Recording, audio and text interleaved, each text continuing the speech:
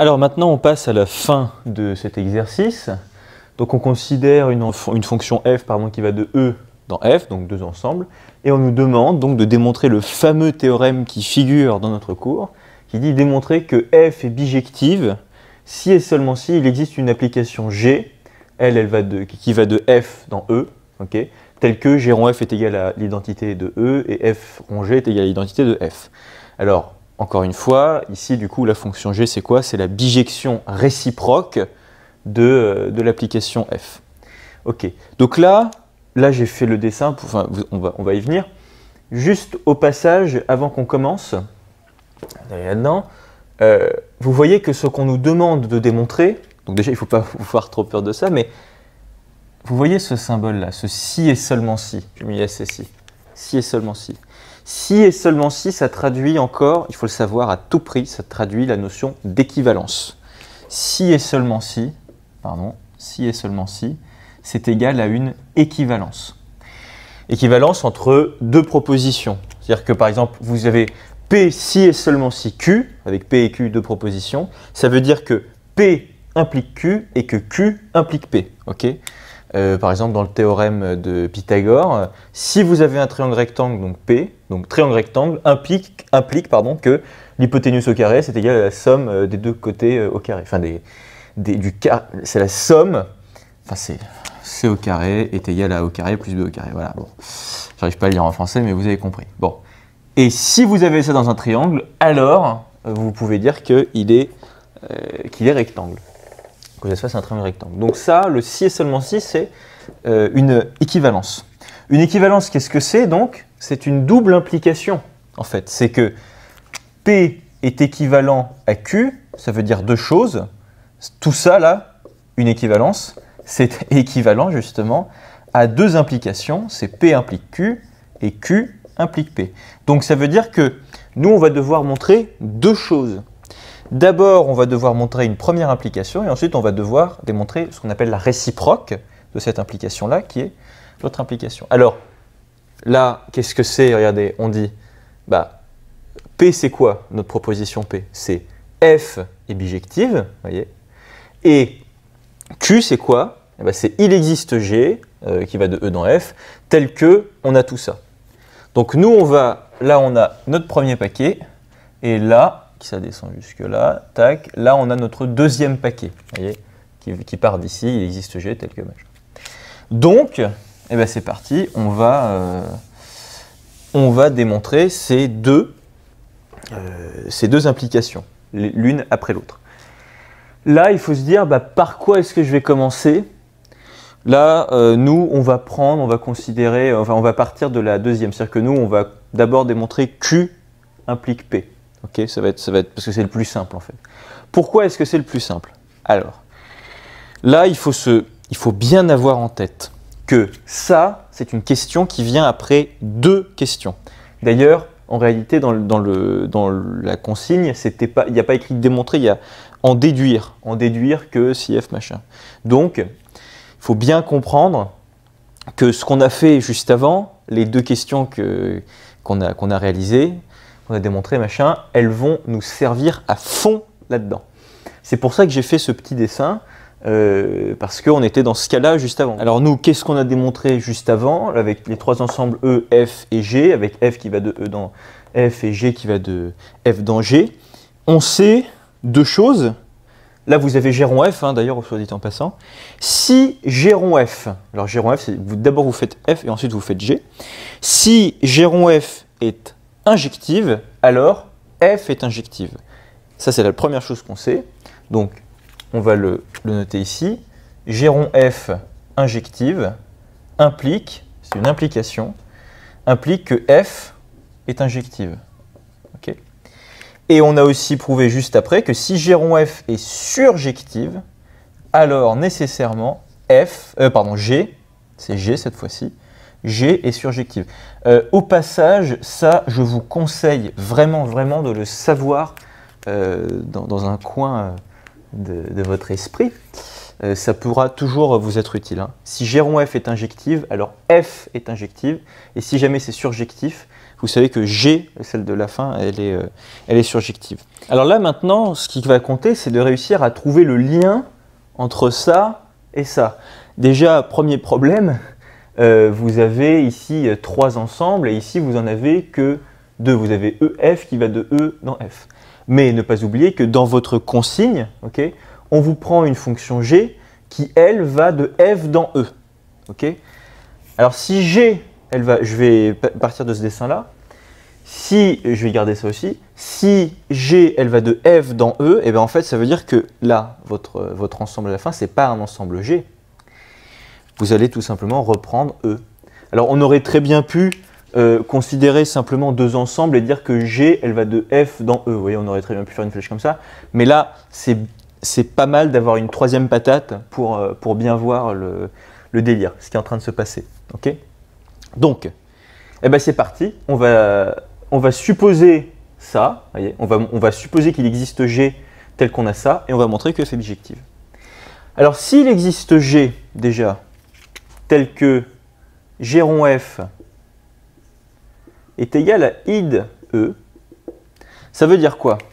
Ça veut dire que si jamais je prends un élément de E, là, machin, que je lui applique F et qu'ensuite je lui applique G, déjà, je retombe dans E, bah, c'est normal, c'est logique, c'est la définition, enfin G, c'est sa définition, il n'y a pas de problème.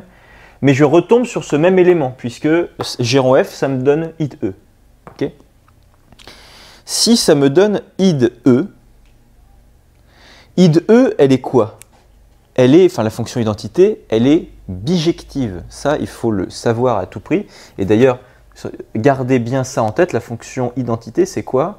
C'est la fonction qui a x associe x. Vous voyez bien qu'elle est bijective, cette fonction. Donc, si elle est bijective, la fonction identité, ça veut dire qu'a fortiori, elle est non seulement injective, mais aussi surjective. Elle est les deux à la fois. Elle est injective et surjective. Mais là, il va falloir qu'on utilise un truc. Est-ce qu'on va utiliser l'injectivité ou la surjectivité? On va utiliser ici l'injectivité de la fonction identité. Puisqu'elle est bijective, donc elle est en plus, entre autres plutôt, elle est injective. Donc id E, il n'y a pas de problème, est injective. Si id E est injective, ça veut dire du coup que G rond F est injective. Or, nous, on a démontré juste avant que G rond F est injective implique que F est injective.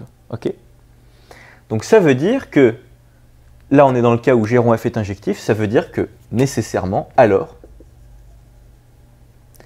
F est injective. Pourquoi est-ce qu'on fait ça? Pourquoi est-ce qu'on commence par dire que F est injective? Nous, ce qu'on veut démontrer, il faut bien garder en tête là où on veut aller, on veut montrer que F, elle est bijective. Si elle est bijective, ça veut dire qu'elle est injective, et qu'elle est surjective. Donc qu'elle est les deux à la fois. Okay, là, on vient de prouver, il n'y a pas de problème, que F est injective. Ok.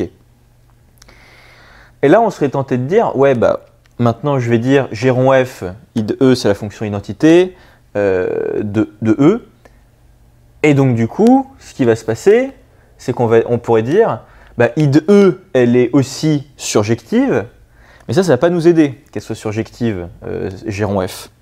Bah non, parce que nous, on sait que si G rond F est surjectif, ça veut dire que G est surjectif. Mais G, on n'en a rien à faire.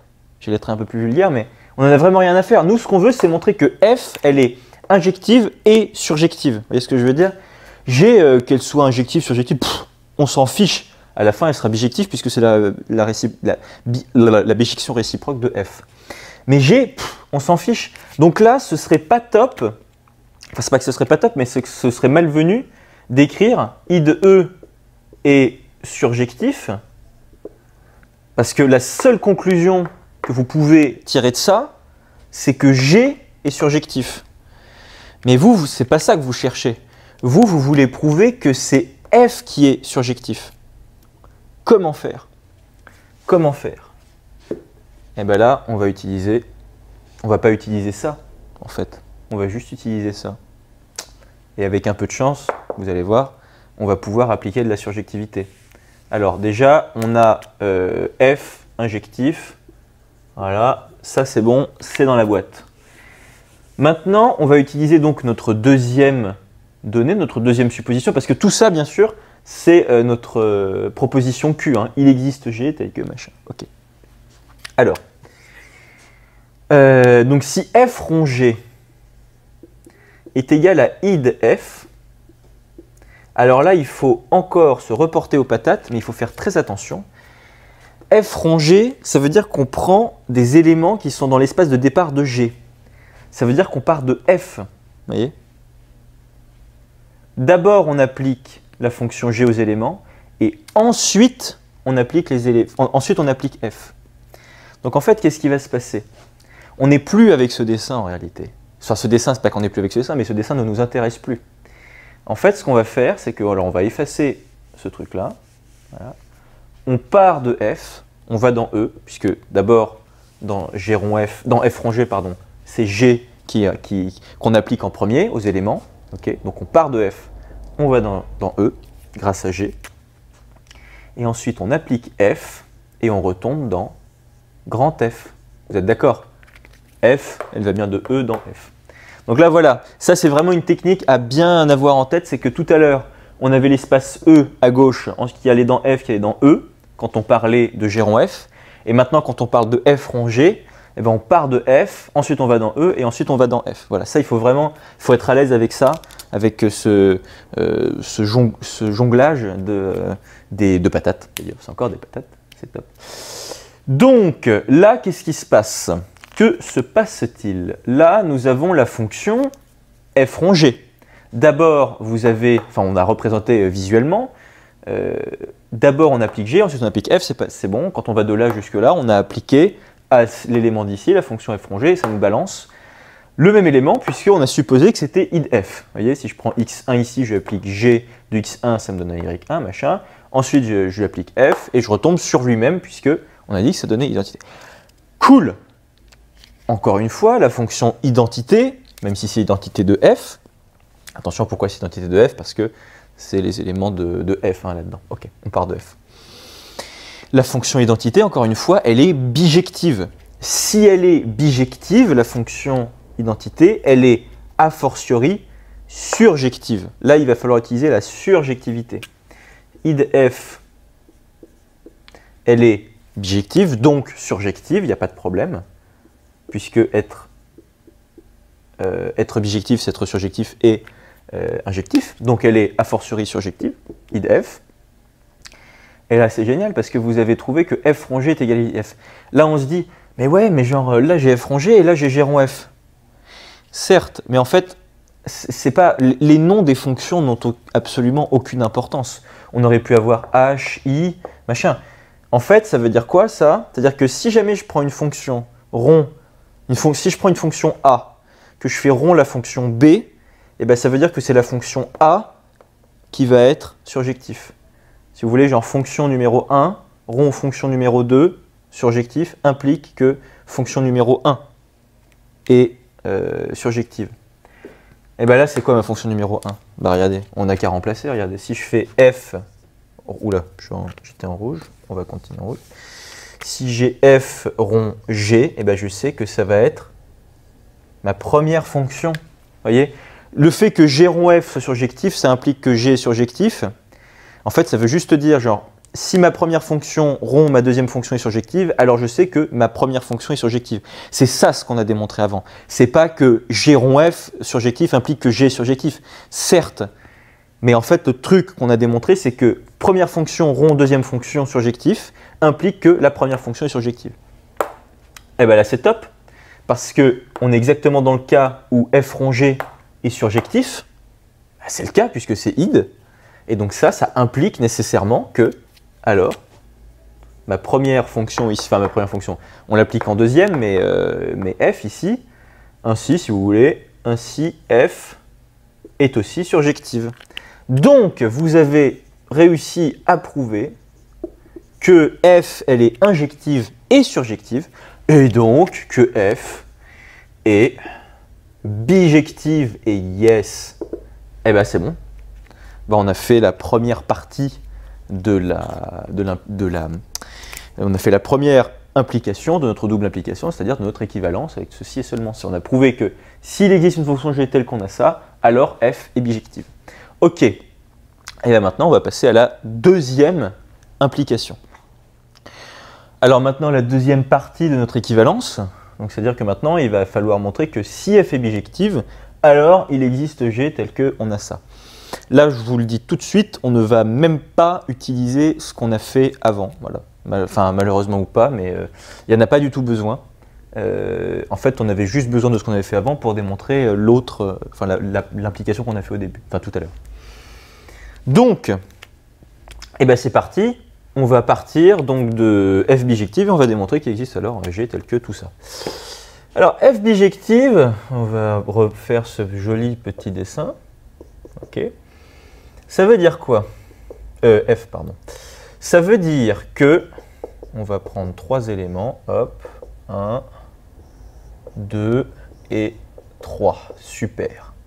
Ça veut dire que tous les éléments de mon espace d'arrivée, donc F, ont un unique, enfin antécédent par F dans E. Ça veut dire donc que pour tout Y qui appartient à F, c'est la définition de la bijectivité, il existe un unique, point d'exclamation, X qui appartient dans E, tel que vous avez Y qui est égal à F de X. C'est cool. Voilà, ça c'est la définition de la bijectivité. Attention, il existe un unique, ça veut dire un et un seul. Ça veut dire pas plus, mais et pas moins. Vous ne pouvez pas en avoir 0. Okay, et là, il faut prendre une initiative. Voilà. C'est que nous, on sait qu'on veut prouver qu'il existe une fonction g telle qu'on a ça. Bon. Mais g, ça veut dire quoi? C'est quoi la fonction g? Là, il faut se dire, punaise, c'est quoi cette fonction g? On le sait, on sait ce que c'est. C'est la bijection réciproque. C'est-à-dire que g, ce qu'elle fait, vous voyez, elle fait ça. Elle va juste dans le sens inverse. C'est-à-dire que là, si vous avez x1, x2, x3 et que là, vous avez y1, y2, y3, et bien g de y1 c'est égal à x1, g de y2 c'est égal à x2, etc. G c'est la bijection réciproque de f, qui va de f dans E. Ok. Bon. Et donc en sachant ça, on va donc prendre cette initiative, on va définir g, on va la poser, on va dire, étant donné que ça c'est vrai pour tous les éléments qui sont dans f, et bien on dit bah, on peut donc définir. Si vous voulez, on définit donc, je mets def, on définit donc une application G. Voilà. Là c'est à vous de le faire. Bon. On définit donc une application G qui va de F dans E, voyez, et qui à tout élément de F, elle associe quoi? X. À Y1, elle associe X1. À Y2, elle associe X2. Elle associe en fait les éléments de E, X. Donc en gros, vous avez tout simplement là, si vous reprenez ça avec cet unique X, là, vous avez en fait G de Y qui est égal à X. Voyez, vous la définissez comme ça. Là, vous êtes d'accord? Ce que ça veut dire, c'est que G de Y est égal à X. Étant donné que ça, c'est vrai pour tous les Y qui sont dans F. Ok. Bon, donc si vous définissez G de cette façon-là, c'est-à-dire que vous prenez G qui va de F dans E et qui a tout élément Y de F associe X, et donc du coup vous avez en fait X qui est égal à G de Y, on pourrait se dire, ouais mais genre qu'est-ce qui m'assure du fait que G il va bien associer Y1 avec X1?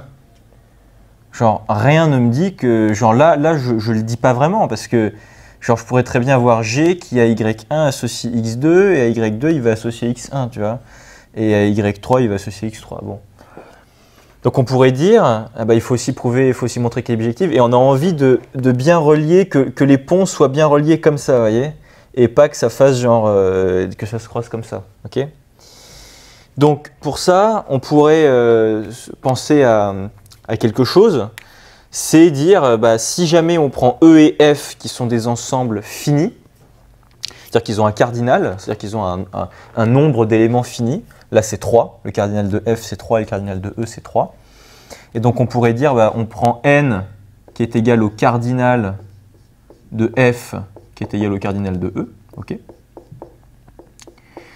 Et vous allez prendre i qui appartient toujours à un n.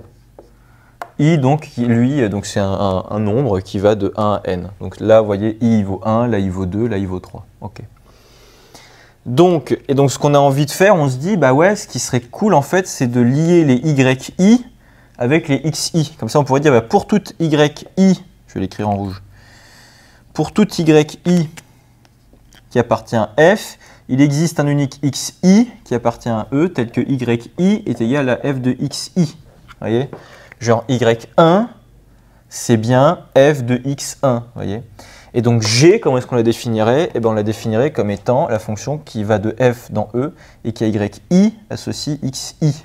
Voilà. Là, au moins, on est sûr d'une chose. Donc, vous voyez, donc, et xi, bien sûr, est égal à g de yi. Et là, il n'y aurait pas de problème. Genre, on se dit, c'est bon, tout est associé, c'est nickel. Parce que ça, c'est vrai pour tout i, parce que ça, oui, bien sûr, on le dirait pour tout i qui appartient à un n, machin, tout ça, c'est vrai. Donc ça voudrait dire que ce serait vrai pour y1, pour y2, pour y3, jusqu'à yn. Bon, ces i là, c'est pas qu'on n'en a pas besoin, mais c'est-à-dire que là, e et f, on ne nous précise pas que ce sont des ensembles finis. Donc ça peut tout à fait être des ensembles infinis. Genre, vous pouvez avoir R et R, voilà. Donc si c'est un ensemble infini, c'est-à-dire que le cardinal, là, vous voyez, c'est pas 1, ça ne va pas de 1 à n, enfin, le cardinal de f, ce ne sera pas 3, ça pourrait être plus l'infini. Vous voyez, le cardinal de R, c'est plus l'infini, vous n'avez pas un cardinal fini.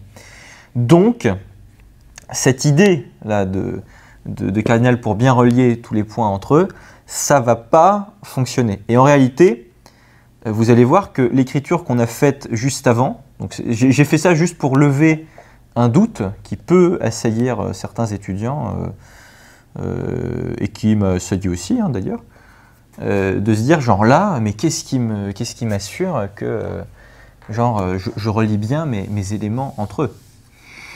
Et bien en fait, il faut se dire que voilà, l'écriture qu'on a utilisée au-dessus, les lettres ici, y, x, et cette liaison entre x et y, bah, c'est les mêmes qu'ici. Vous voyez que là en fait, même si c'est une généralisation, on dit en gros on prend pour tous les éléments de f, on associe un élément x, mais en fait ce y et ce x là qui sont là-dedans, ils sont déjà reliés au-dessus par cette définition là. Donc il n'y a pas de problème, genre ce y là en fait c'est déjà f de x. Okay, donc en fait il faudrait dire g elle associe à f de x, x. Okay, on a déjà cette relation intrinsèquement contenue là-dedans. Okay, donc ça c'était juste pour enlever ce doute qui peut arriver. Okay, donc vous définissez bien g qui va de f dans e et qui a y, ce y là, qui a ce y associe x. Okay, et donc vous avez du coup x qui est égal à est égal à g de y. Vous êtes d'accord que g de y est égal à x, et g de y1 est égal à x1, il n'y a pas de problème. Bon. Et bien maintenant, qu'est-ce qu'il reste à faire? Il reste à prouver ces deux choses. Là, on a prouvé qu'il existait une fonction g qui va de e. On n'a pas prouvé, mais on vient de créer une fonction g, l'espèce de bijection, c'est la bijection réciproque, qui va de f dans e, tel qu'on a ça. Bon, maintenant, il faut prouver que g, quand on l'a fait jouer avec f, eh ben, elle possède bien ces deux caractéristiques-là. Alors, bah, c'est parti. On va commencer par la première chose. Et pour ça, je vais quand même effacer 2 secondes.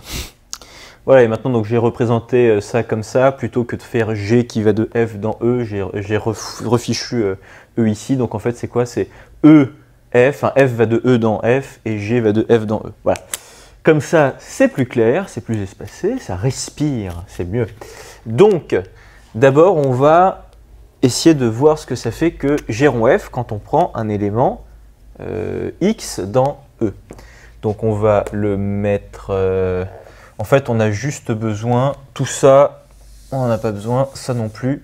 On garde juste ça en tête, on a juste besoin de garder ça en tête. En fait, c'est que g de y est égal à x. Voilà, bon. Ok. Donc on va prendre un élément quelconque de E, donc soit X qui appartient à E, vous lui appliquez d'abord F, enfin vous lui appliquez, pardon, G rond F. G rond F de X, c'est quoi? C'est G de F de X. Là, pourquoi est-ce que je fais ça? C'est parce que j'ai envie de montrer que G rond F est égal à I de E. Hein. J'ai envie de montrer que si je prends un élément X qui est dans E, eh ben, ça va me ressortir bien le même. À la fin, j'ai envie d'avoir X. Okay, donc, G rond F de X est égal à G de F de X. Okay, mais F de X, on sait, on avait posé tout à l'heure, mais je l'ai effacé, mais ça c'est égal à Y. Okay, ça c'est égal à G de Y. Et vous savez que Y et X sont liés par cette, voilà, par cette relation. Et ça nous donne bien X. Donc c'est bon. On a bien trouvé que ça nous ressort X. Donc ça veut dire que donc, G rond F, c'est égal à la fonction identité E. Allez, à tout élément E, elle renvoie le même élément E. Il n'y a pas de problème. Maintenant, donc ça c'est fait. C'est cool. Et ensuite, il ne reste plus qu'à faire le deuxième. Et là, pour ça, je vais encore effacer, 2 secondes. Voilà, alors j'ai changé l'ordre de mes patates. Enfin, ce n'est pas l'ordre, mais c'est-à-dire qu'avant, on avait E, F et E, parce qu'on s'intéressait à G rond F. Maintenant, comme on s'intéresse à F rond G, eh ben, c'est ces 3 patates qui nous intéressent, parce que d'abord, on va appliquer G et ensuite, on va appliquer F. Au passage, tout à l'heure, j'ai pris un élément quelconque de E, vous vous souvenez, et on a dit, ah bah tiens, quand je lui applique F puis G, je retombe sur ce même élément. Étant donné que j'avais pris un élément quelconque, on peut généraliser, et à la fin, il aurait fallu dire, en fait, pour tout élément de E, on a bien cette propriété-là, ça nous ressort le même élément. Donc c'est le fait que c'est pour tout élément. Hein, okay. Donc là, on va faire la même chose, on va prendre un élément, cette fois-ci, donc de F, puisqu'on va d'abord appliquer G. Là, on s'intéresse à F rond G. Hein, okay. Donc soit un élément quelconque Y qui appartient à F, okay. Et bien c'est parti, on va lui appliquer F rond G. F rond G de Y, c'est quoi? C'est F de G de Y, pardon. Or, G de Y, on avait bien posé ça, étant donné qu'on a défini G de cette façon-là, G de Y, c'est X. Donc vous remplacez, et F de X, qu'est-ce que c'est?